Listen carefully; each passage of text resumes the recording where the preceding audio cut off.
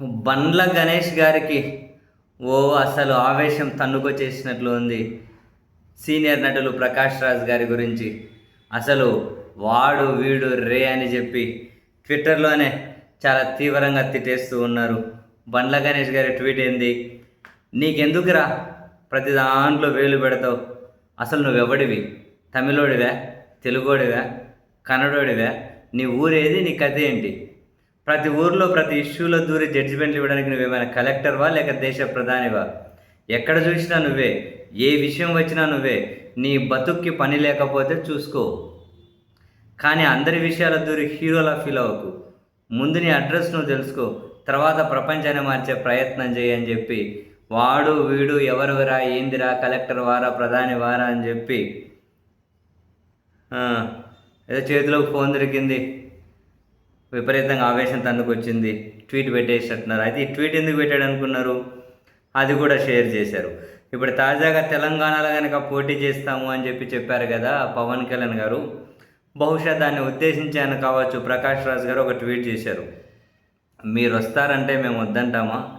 రండి దొరా, కానీ వచ్చే ముందు ఉత్తుత్తినే వస్తున్నారా, పొత్తుతో వస్తున్నారా, లేదా సింగిల్గా వస్తున్నారా అది చెప్పి రండి అని.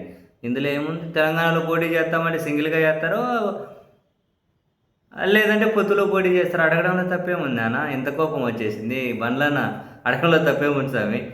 నువ్వు పోటీ సింగిల్గా పోటీ చేస్తావా, పొత్తులో పోటీ చేస్తావా అంటే ఎన్నికలప్పుడు టైం తీసుకుంటాడని చెప్పి మీరు ట్వీట్ పెట్టండి వాళ్ళ తరపున, వాళ్ళ రిప్రజెంటేటివ్గా.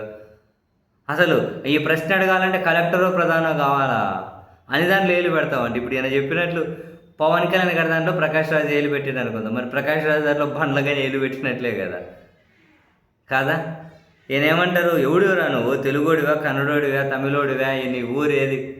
ఇట్లా అనుకో అన్న బండ్లనా, మీ దేవుడు ఉన్నారు కదా, ఆయన కోపం వస్తుంది. ఎందుకంటే ఆయన జాతీయ భావం, ఆయన దేశం కోసమే పుట్టారు. ఇట్లాంటి భావాలు, ఇట్లాంటి వేరుపాటువాదాలు తమిళ, తెలుగు, కన్నడ అనేటివి ఆయనకు అసలు నచ్చవు. మరి మీరు ఇట్లా తెలుగుడిగా కన్నడోడిగా, తమిళోడిగా అంటే మీ దేవుడు ఫీల్ అవుతారు. మీరు ఇట్లా మాటలు అలాగండి, దాన్ని తీవ్రవాదంతో సమానం అంటారుగా మీ దేవుడానా? అరణ్య భాషకులు మీరు ఇట్లా మీ దేవుడిని ఫాలో అవ్వకుంటే ఎట్లా కుదురుతారు స్వామి?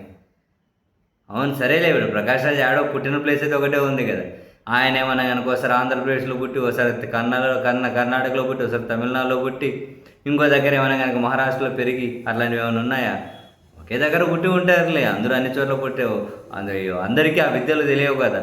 ఒకే వ్యక్తి వివిధ ప్రదేశాల్లో పుట్టడం, వివిధ ప్రదేశాల్లో పెరగడం అందరికీ ఆడ సాధ్యమయ్యే పని. మొత్తం మీద ఇంకా బండ్ల గణేష్ ఎవడివిరా, అదిరా, ఇదిరా, నువ్వు కలెక్టర్ వారా, ప్రధాని వారా?